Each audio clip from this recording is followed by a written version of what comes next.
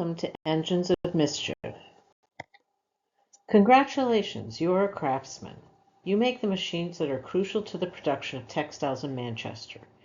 In fact, you invent those engines of mischief that the game is named after. This video will explain how you earn money each game session and how that impacts your lifestyle and class status. To keep account of both things, you must fill out 2 worksheets each game session. Each profession and social class has a different worksheet. First, you must fill out a Make Money worksheet for your profession, a craftsman. At the beginning of the game, you make money building machines. Then you must complete a Determine Lifestyle and Status worksheet for your social class, the middle classes. You will use new worksheets each session, and if you change jobs or social class, you will use different worksheets. Now let's go over how to complete the first worksheet, your Make Money worksheet. Begin by putting your character's name at the space in the top and include which session this worksheet is for. Then you must determine how much money you earned. You make money selling machines. But to make a machine, you first must buy machine parts, the wood, metal, gears, and so forth that go into making the machine. How do you know the cost of machine parts? This is on a market conditions board that the game master will display or give to you. In session 1, machine parts cost 50 shillings. So you put that number in the box with a minus sign if you're using fillable PDF. You also must think of what kind of a machine you are building. Your roll sheet will give you some ideas. You may have to explain this machine to the people of Manchester or take out an advertisement for it in the newspaper. So you may want to do additional research on the most popular machines for sale in Manchester in 1817 and 1818. Again, your roll sheet will tell you where to do the research. After you've built your machine, you must find somebody to buy it. Speak to as many merchants as possible or put an ad in one of the 2 local newspapers. Just contact the editor if he is in the game. So, for example, you could have sold a machine to Merchant Thornton, and that type of machine is the power loom, and you must put it in those boxes. Now you have to decide how much to charge for your machine. You have choices. You can charge the market price that's on the market conditions board. This is the average price in Manchester at this time that machines are sold for. In this case, it's 300 shillings. Or you can negotiate something different, higher to make more money or lower to make a sale. In this case, let's assume that you've just sold the machine for the market price of 300 shillings. You could also make some more money with other things, getting a loan from a banker or an aristocrat, getting dividends from an investment you made, maybe taking another job. But we will assume that you have not done this in session 1 and that you also have not spent any money on anything other than machine parts. So what you have to do next is add up how much money you have earned, which is 300 shillings from machine sales, nothing from other income, and then how much money you've spent, which is minus 50 shillings. And then you subtract the money you spent from the money you earned, and you get 250 shillings that you put in the box at the bottom, and then you also put in the box at the top. You do have some savings. Your roll sheet says this. In session 1, you have 50 shillings in the savings. So that will go with the blue box at the top. Now you have to see what kind of lifestyle you can live based on how much money you have. And again, this is Craftsmen Roberts. All craftsmen use a Determine Lifestyle and Status worksheet for the middle classes. Again, don't forget to put your name at the top and the session number at the top. Remember that Roberts had 50 shillings in savings and he earned 250 shillings by selling a machine. If he was not able to sell a machine, he will still have his 50 shillings in savings. The first thing he must do is figure out which class level he belongs to. He is not in the upper middle classes because he would need an income of at least 1,500 shillings. He's also not a member of the middle classes that have incomes of minimum 450 shillings. Roberts, like all craftsmen in session 1, begin in the lower middle classes who make between 50 and 449 shillings a week. So he has to fill out the boxes for level 4. So let's see how he fills out the boxes, assuming that he actually sold a machine and has an income of 250 shillings. The first thing he'll do is put his 250 shillings he made that he determined from his Make Money worksheet and his savings and adds them up to just find the total income. Now he has to decide what he's going to spend this income on. Everyone has a certain number of expenses. And in fact, there are two categories of expenses. One is necessities, one is luxuries. All players have to spend money on necessities. In other words, you can't be considered a member of that social class if you cannot afford a certain amount of food, clothing, and housing. In fact, Craftsman Roberts has to spend 50 shillings on necessity each session. With 300 shillings in total, if you subtract the necessities, he does have 250 shillings left over. And Roberts now has to make a decision what to do with this 250 shillings. He can keep it and use it for next session, or he can buy luxuries. The picture on the column on the right indicates the types of luxuries somebody of his social class level can buy. Players in the game don't actually have to choose any of these luxuries specifically. It just gives a sense of how a person in your class level would live. But buying luxuries does give a person status and status points because it shows that they are doing better than other people at that class level.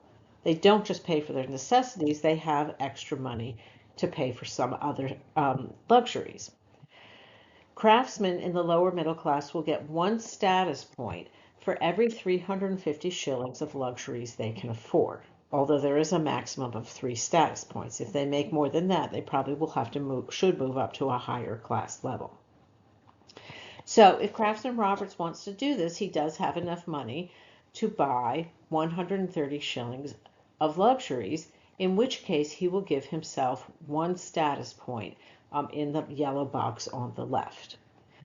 He also gives himself the same status point down below, which is where the total status points are calculated.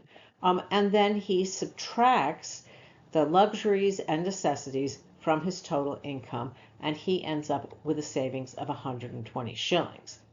It's possible to make status points in other ways, for example, in town hall by giving a very good speech or by having an article published in the newspaper that's chosen the best. But we'll assume he hasn't done that. And so he adds the status point he earned for his lifestyle with the other status points, and in this case, he only gets a status point of 1. But Roberts could have made a different choice in session 1. He would have 300 shillings in total income, but if he decided not to buy any luxuries, he would end up with a savings of 250 shillings. In the next session, say it's session 2, Roberts will put his savings up at the top in the blue box, and let's say that he did buy luxuries and he only saved 120 shillings. He could keep buying more machine parts and making more machines and selling more machines. For example, to Old Now, in this session, he could sell a steam engine for 300 shillings. And he would add up once again how much money he earned, subtract how much money he spent from how much money he earned. At the end of this session, he would end up with 250 shillings in income. He could have, however, saved his money, and then he would end up with 250 shillings and 250 income and have 500 shillings left over instead of 370 shillings. But there is something else Roberts could do, even with his 120 shillings. He could open a factory.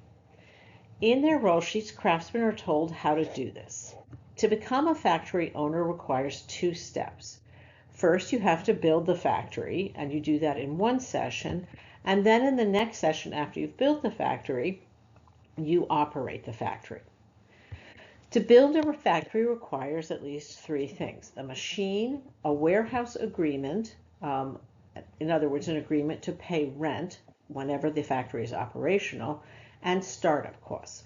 Only 2 of these things cost money in the session before the factory is operational. So if Roberts decided to open a factory, he could build his own machine for 50 shillings and add that to the 50 shillings that he spent on machine parts for the steam engine for Old Now. So now he spent 100 shillings on machine parts. And then there's a box for factory startup costs, which on the market conditions board is 200 shillings. So in the end, he has spent 300 shillings to build Old Now's machine, but also to build his own machine to open his factory in the next session. What this means is he's left with no income, but he still does have some savings. So if you look at his determined lifestyle and status worksheet, he has no income, he has 120 shillings in savings. He does have to spend 50 shillings on necessities. He can't buy any luxuries, but he does end up with 70 shillings.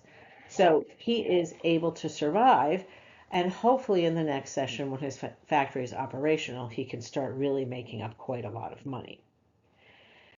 So when he opens his factory, Roberts has to do a number of other things to operate it. And this is on the worksheet, How to Open a Factory. He has to pay wages, pay rent on a warehouse, buy raw cotton, and also pay operating expenses. He will have to use a new Make Money worksheet. This is a Make Money worksheet for merchants with factory productions, because now he has moved from being just a craftsman to being a craftsman and a merchant. So say he does this in session 3. It tells him what he has to do to operate the factory, and then there are boxes at the bottom that he must fill out using the market conditions board in order to do all of these things. So he has to pay wages, buy raw cotton, pay rent on his warehouse, and also pay for operating expenses. So wages are here, and they're on the market conditions board. They're different for different types of people. The warehouse rent, the market price is 500 shillings, although he could have negotiated something different with an aristocrat. The warehouse rent is paid to aristocrats because they own the warehouses. Cotton is here, and the price of cotton, as well as the amount of cotton that's needed, the units of raw cotton needed, is here as well, as are the operating expenses, which change depending on how many machines that are working in the factory. For a while, craftsmen can fill out 2 worksheets. They can be still running a machine making business when they're running a factory business. They will just have to add up the income that they make for both businesses and put that on their lifestyle and status worksheet. But eventually, the craftsman may decide just to give up their machine making business and concentrate only on factory production. So as a craftsman, you have a number of options for how to make money and improve your lifestyle to show that you've made a successful transition to the new industrial economy. This will raise your status and help you succeed at the game Engines of Mischief. Good luck.